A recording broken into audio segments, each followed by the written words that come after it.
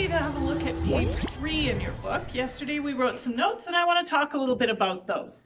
So it says here that an image has 4 characteristics. The first one says the item in front of a mirror is called the object, its reflection is called the image. This is going to be important that we understand that the object is the actual thing, the image is what we see when it's reflected from a mirror. Length is the distance between the mirror and the image. It may appear to be shorter than, equal to, or longer than the distance between the mirror and the image. So if you remember, I had you go and look at your own face in the mirror, and I asked you if you looked smaller or larger or regular size as you move closer and farther from the mirror. That's what I mean by length. Orientation. So you've talked about orientation in math this year. That's just the way an object is facing. So we're going to be talking about something being upright, also known as right side up, or inverted, which is upside down.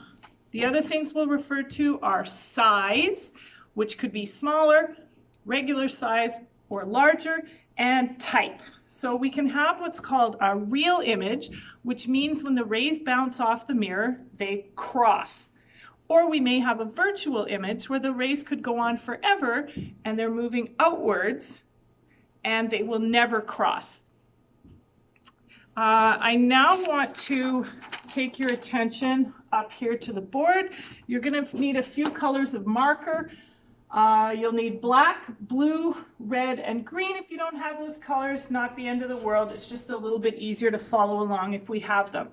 So, looking here, there's my black mirror, my black marker. I'm just going to trace in where the actual mirror is, and we're going to try and ignore some of the different things that surround. With my blue marker, I'm going to trace my incident ray. And if we remember, an incident ray is the ray that is moving towards the mirror. So I've got an incident ray moving towards the mirror. And I know we had a little bit of difficulty understanding why the normal was important when we were looking at plane mirrors. Now we can see that it's difficult to measure this angle when we have mirrors that are curved. So we've got the normal now. Again, I'm going to draw this as a dotted line, which is 90 degrees from the mirror. And then we see that we have a reflected ray. And because of the curve of the mirror, the reflected rays will bounce away.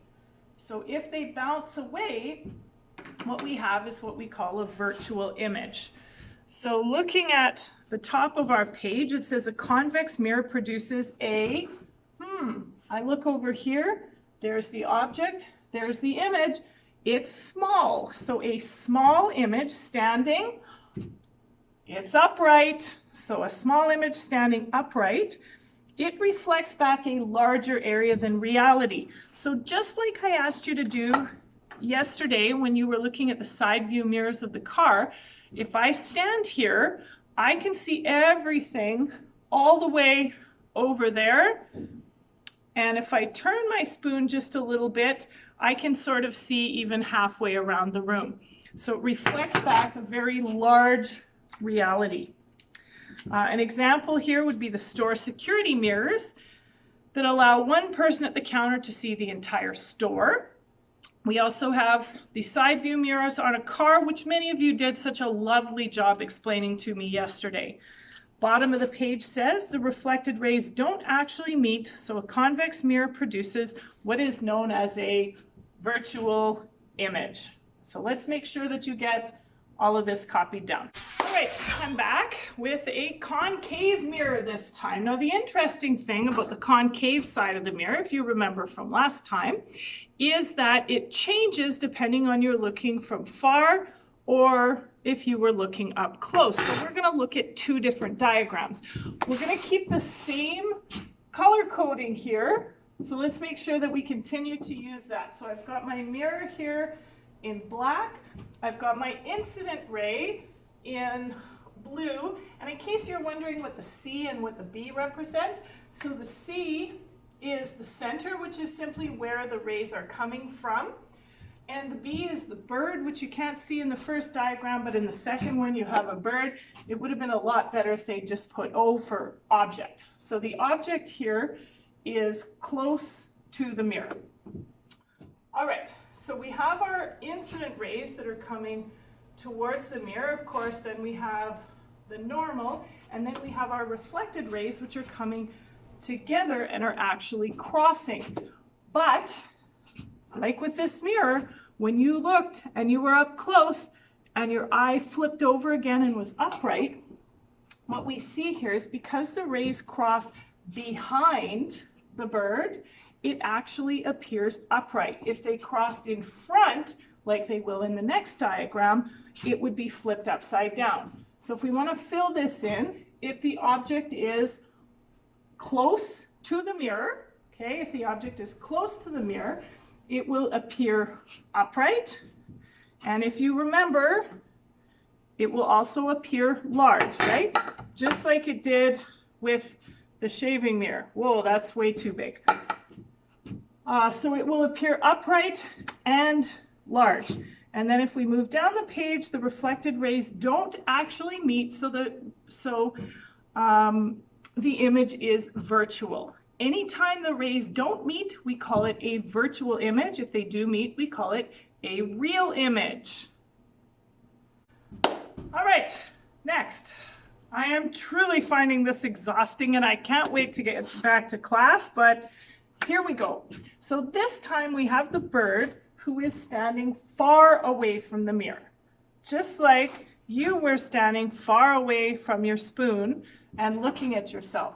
So we've got our incident ray going towards the mirror, got the normal, and we have the reflected rays. And what's happening here is our reflected rays are crossing. And because the reflecting rays cross before they get back to the bird and it can see its own image, everything that was on the bottom will appear on top, and everything on top will appear on the bottom, which is why it looks upside down. So just to fill in the rest of that paper, if the object is far from the mirror will make it look upside down and small. The reflected rays actually meet, so the image is real. You should be looking at page 5 now in your Optics 2 book, and I'm going to help you fill in the first part, then I'm going to let you do the rest on your own. So we'll look at the plane mirror because that one's a little bit less clear here. So if I was drawing a diagram of a plane mirror, that's just a flat mirror there, and I'm going to draw an incident ray, the normal, and the reflected ray. For the other ones, you want to think about the diagrams that we just reviewed. Upside down or right side up? Well, obviously, when I look at myself in a normal mirror, I am upright or right side up. Is it a real or a virtual image? Well, if I go back and look at my diagram, will these rays ever cross? Of course not. They're getting further apart. So let's remember, if rays don't cross, we have a virtual image. And then lastly, size of the image. Do I look smaller? Nope.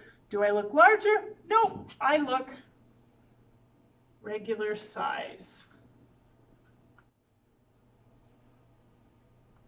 Excellent. So I want you guys to take a little bit of time, get this filled in. This is for you.